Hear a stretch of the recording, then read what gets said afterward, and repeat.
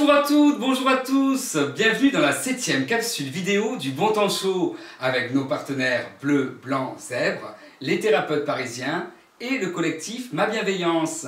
Toujours aussi nombreux, de plus en plus nombreux, je vous en remercie infiniment. Aujourd'hui, je reçois Sébastien Ley. On dit bien Sébastien? On dit bien Ley. Ley, super. Chef d'entreprise et qui a écrit un ouvrage, le Manifeste citoyen. Bonjour Sébastien. Bonjour, excellent.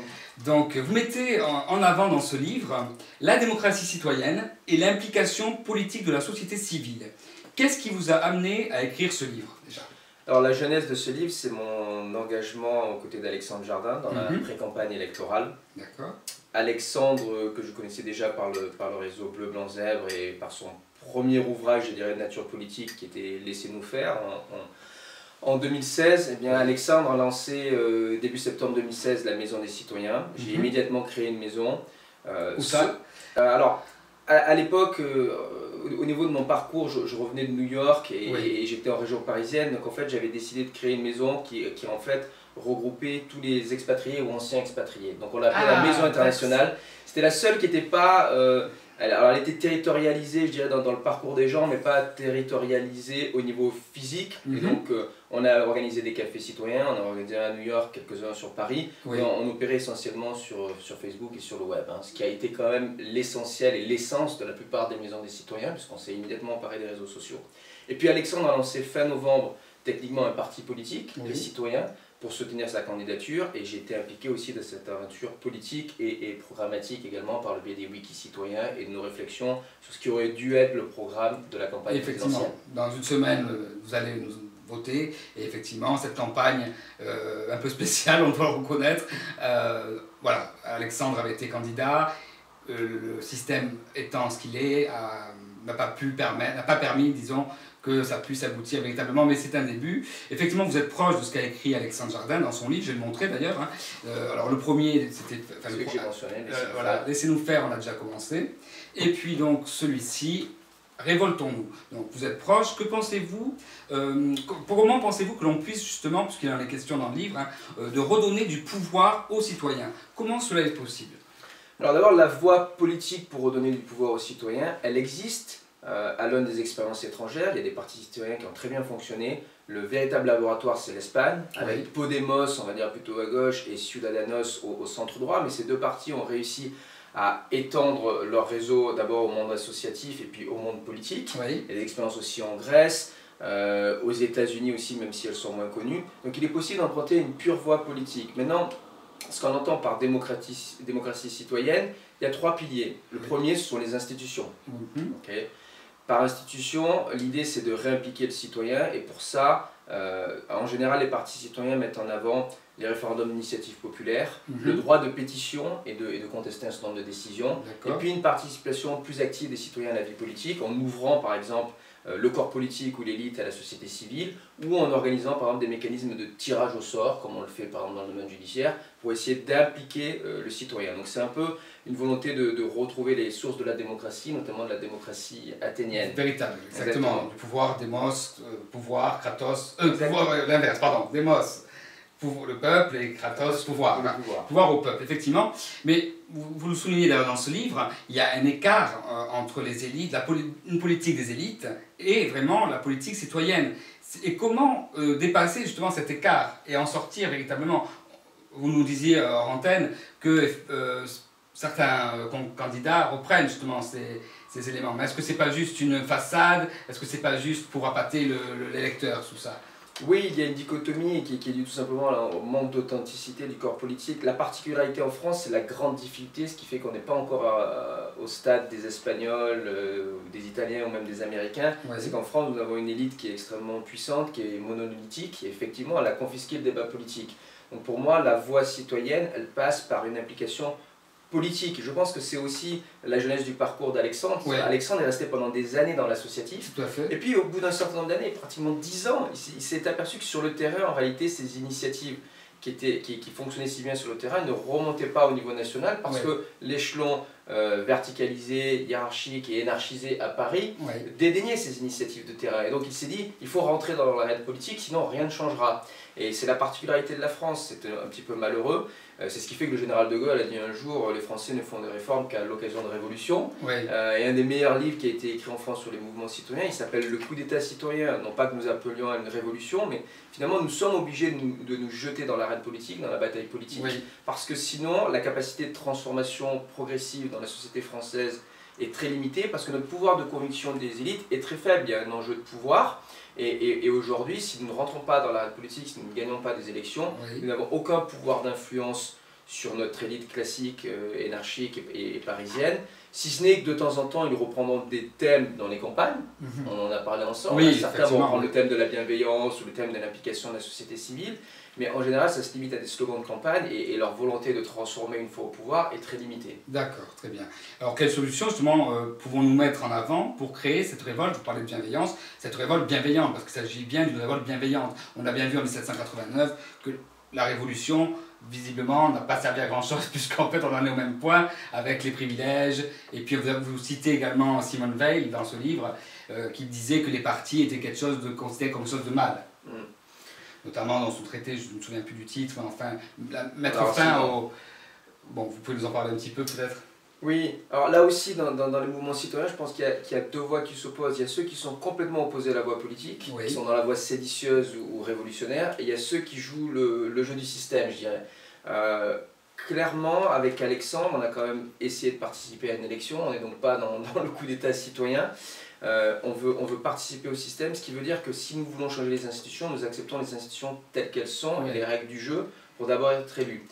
Ensuite, j'étais en train de parler des trois piliers, rappelez-vous, de la démocratie citoyenne. Il y avait les institutions, puis il y avait l'économie et l'enracinement. Sur l'économie, l'essentiel des programmes citoyens, c'est de mettre l'accent, mettre en exergue l'autonomie, oui. la responsabilité, la liberté individuelle, mais aussi une nouvelle manière de vivre, de consommer, d'où l'importance de l'écologie. Voilà, effectivement, on parlait aussi du mouvement comme les colibris. Des colibris, où donc il n'y a pas de volonté idéologique d'être classé comme des marxistes ou comme des libéraux, mais plutôt une volonté de redonner de l'autonomie et de la liberté aux entreprises, mais aussi aux individus dans leur choix de consommation, dans leur choix de vie. Tout à fait, très bien.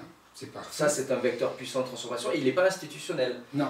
On s'aperçoit que ce sont également des sujets, sur tous ces sujets, en réalité, les mouvements citoyens commencent à travailler avant même d'être au pouvoir, puisque par le biais de la sphère associative, par exemple, on peut déjà avoir des résultats tangibles. Exactement. Mais par rapport au mouvement, vous pensez bien que c'est important, on ne doit pas se limiter, puisqu'on ne lutte pas, encore une fois, on le dit souvent dans le Bon Temps Chaud, on ne lutte pas contre un système, on est là pour proposer quelque chose de nouveau. Et effectivement, dans ce cadre-là des mouvements citoyens, il ne faut pas s'en tenir à un seul mouvement. En France, il faut un rassemblement de tous ces mouvements citoyens pour qu'ils puissent émerger vraiment un nouveau système, exactement. J'appelle d'ailleurs dans mon livre à un rassemblement en fait, de plusieurs personnalités ou de plusieurs mouvements, parce que je suis convaincu qu'il pourrait y avoir par exemple des mouvements plutôt portés sur l'écologie, d'autres plutôt portés sur les entrepreneurs. Chacun a apporté, on a tous quelque chose à s'apporter. Hein. Avec à chaque fois une dimension citoyenne où nous pouvons bien évidemment nous retrouver dans le cadre d'élections. Très bien. Et de campagne. Donc puisqu'il est question dans votre livre de bienveillance, je vais vous poser des questions sur la bienveillance du collectif Ma Bienveillance d'Alexandre Laflèche. Vaste sujet. Voilà. Qu'est-ce que la bienveillance en vous, Sébastien? Alors, je dirais que la bienveillance, de manière générale, et j'espère en moi, c'est d'abord l'ouverture aux autres. C'est l'interconnexion qui existe entre nous. On retrouve ça dans toutes les traditions philosophiques, religieuses ou même ésotériques. C'est l'âme du monde, c'est l'unus mundi, comme disait Carl Jung. C'est vraiment l'idée que nous sommes tous interconnectés. Alors, cette idée de bienveillance, au niveau politique, elle apparaît avec un ouvrage qu'on ne relit pas assez, qui sont les Pensées de Marc Aurèle, l'empereur romain. Oui. C'est lui le premier qui a utilisé le terme qu'on traduit en français par bienveillance. Et il dit il est contre nature pour nous de s'opposer les uns aux autres.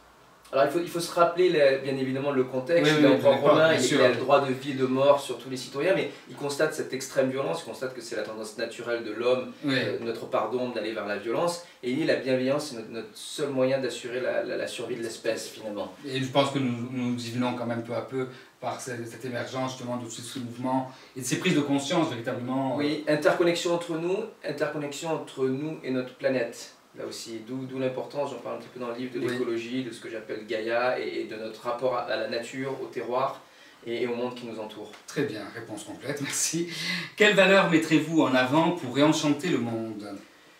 Une valeur que j'aime bien, et Alexandre en parle un peu dans Révoltons-nous, c'est l'imagination. On parle rarement de l'imagination politique. C'était Cornelius Castoriadis, le grand penseur, qui disait finalement notre civilisation et la politique, elle a commencé avec notre faculté d'imagination. On n'est pas capable d'imaginer le monde de demain.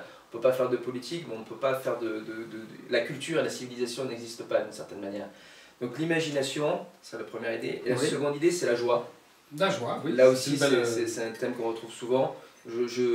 Pour ma part, je ne perçois pas l'intérêt, par exemple, d'être dans un combat politique s'il n'y a pas de joie. Je dirais que pour avoir d'autres sentiments, d'autres émotions, on peut rester dans la sphère économique, on peut rester dans la sphère culturelle et être tout à fait heureux. La particularité d'un combat politique et d'un combat citoyen, ça va être la joie. La joie. Ben écoutez, nous prenons. On prend note.